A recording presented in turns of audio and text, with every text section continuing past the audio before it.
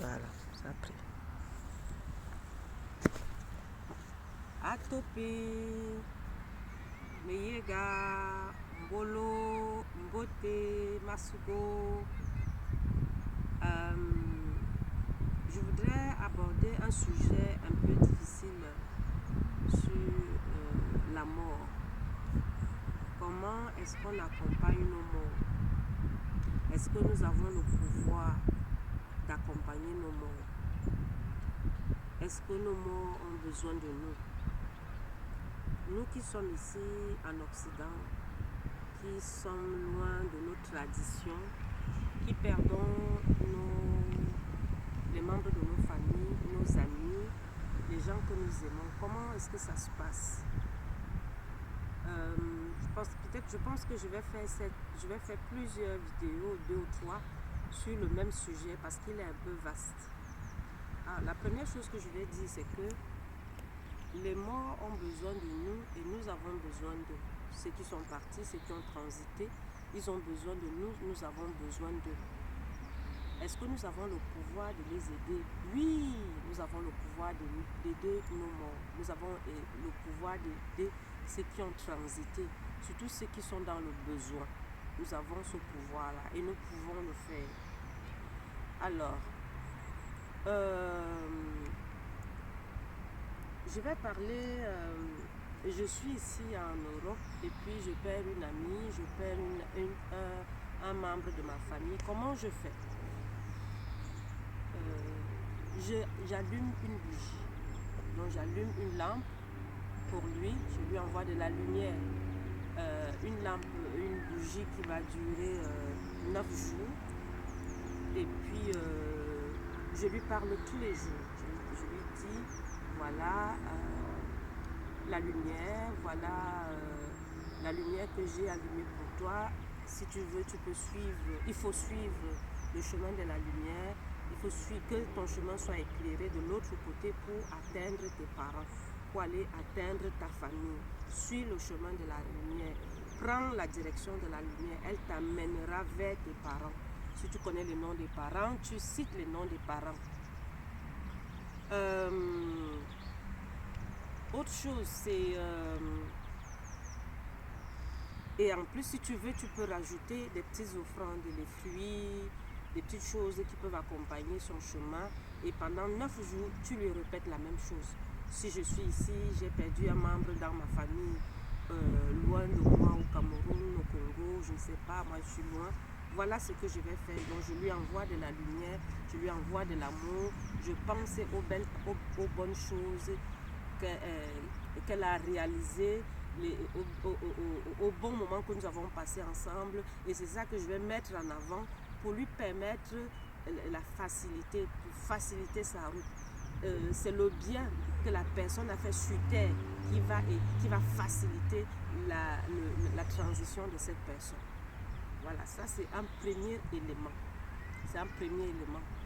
Et il y a un autre élément, c'est qu'il y a parfois nos amis, nos parents sont partis et puis viennent nous demander de l'aide dans les rêves parce qu'ils ne savent pas où ils sont, parce qu'ils sont perdus, ils répètent la même chose, ils tournent en rond. Il y en a qui vont te dire que oh, je vois toujours mon ami, mon ami d'enfance, mon cousin, mon ceci enfermé, il me dit toujours les mêmes choses, comment est-ce que je peux faire? Ce que je conseille de faire, dès que tu réalises que la personne n'est pas bien, elle est triste, elle est malheureuse, tu refais le même rituel. On refait le même rituel. Tu allumes la bougie, tu allumes la lampe, tu allumes la lumière pendant 9 jours. Tu lui parles, tu lui dis sors de là où tu es. Si tu es en prison, sors de la prison. Si tu es bloqué quelque part, sors de là où tu es bloqué. Suis le chemin de la lumière, va vers les parents, va vers tes parents. Suis le chemin de la lumière, suis le chemin de la lumière. Tu lui dis ça tous les jours, pendant 9 jours. Ça fait comme une neuvaine. Et tu le fais tous les jours. Il faut que la lumière soit allumée jour et nuit. Et tu lui répètes tout le temps. Je parle de ça parce que j'ai aidé un frère qui vit en Ukraine. qui vit en Ukraine. Il m'a dit, j'avais perdu un de de mes cousins, j'avais 16 ans, on avait 16 ans. Et depuis qu'il est parti, tous les jours, et quand je le vois dans le rêve, il dit aide-moi, aide-moi, aide-moi. Et puis je lui ai dit, il n'est pas bien, je ne sais pas ce qu'il a tué, mais il faut l'aider. Donc je lui ai donné cette recette-là. Quelques jours après, il l'a fait, il a allumé les bougies pour son frère. Et quelques jours après, il est venu lui dire merci. Il était tout souriant, il était tout sourire, il était content. Et ce frère m'a beaucoup remercié d'avoir aidé son cousin à transiter. Ça faisait déjà près de 20 ans qu'il était parti. Voilà, on a le pouvoir de le faire. Et je pars de mon propre témoignage également. Ma grand-mère, la mère de mon père, elle est décédée 15 ans plus tard. On vient me montrer dans un rêve, je vois bien comment quelqu'un vient de loin. Il est grand de taille, il n'est pas blanc, il n'est pas noir. Il est sur une pirogue et j'avais guetté comme ça. J'ai vu le chemin qui mène vers les Bokones, comme on dit chez nous, dans le pays des morts.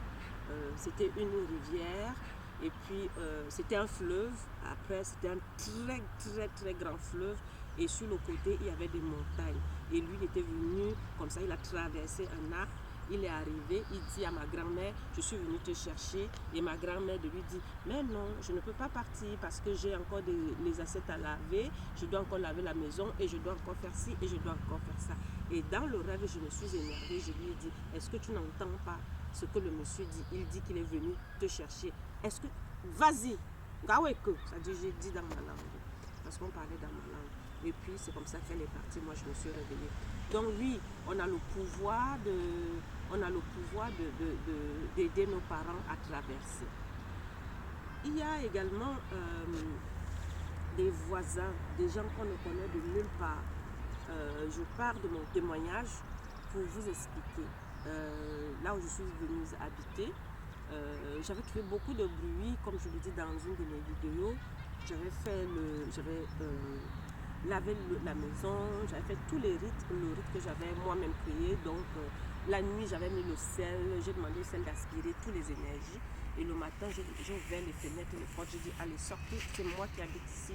J'ai repolarisé ma maison.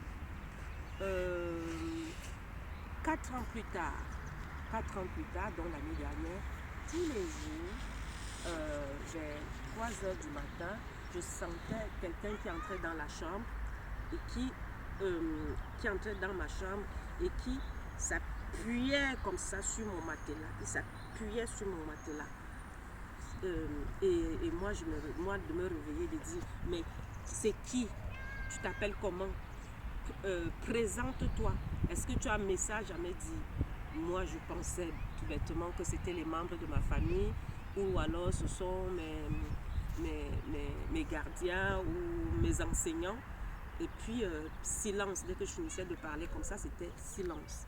Et tous les matins, c'était le même rituel. Et tous les matins, jusqu'à ce que la jeune dame qui habite avec moi me dise que il y a un fantôme qui se balade dans la maison.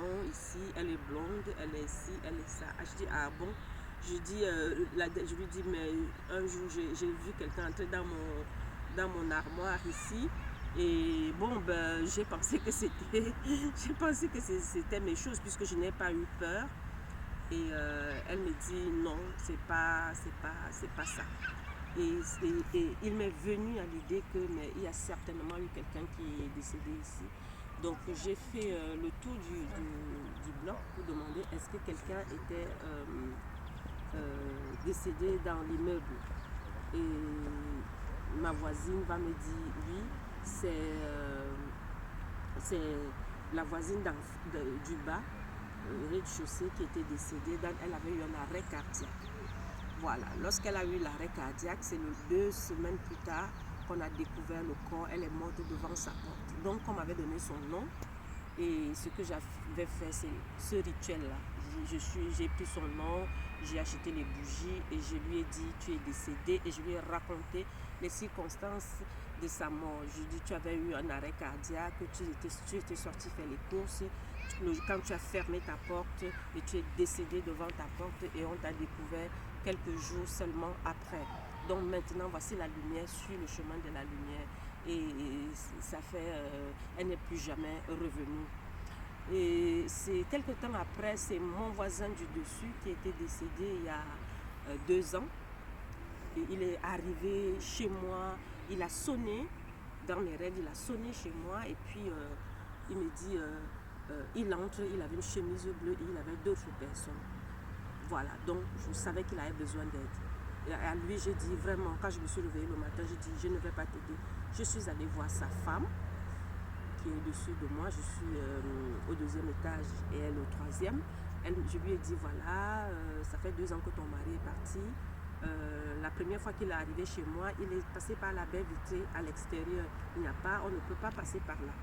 Donc, parce qu'il a besoin d'aide. Je t'avais dit la première fois que ton mari a besoin d'aide, il faut l'aider, il faut lui allumer les bougies, va lui parler dans sa tombe, il n'arrive pas à partir, fais ton deuil, et ainsi de suite. Donc, je lui ai dit, ton mari est venu, moi je ne vais pas aider ton mari. Voilà, j'ai quelqu'un qui vient me dire merci là.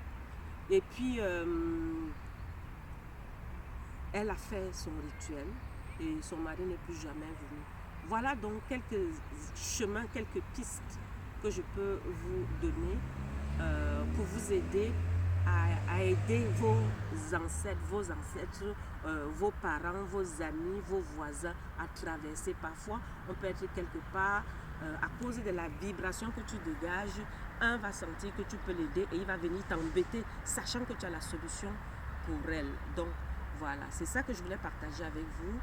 Si vous avez d'autres sujets, si vous avez des questions, vous pouvez laisser en bas de la vidéo.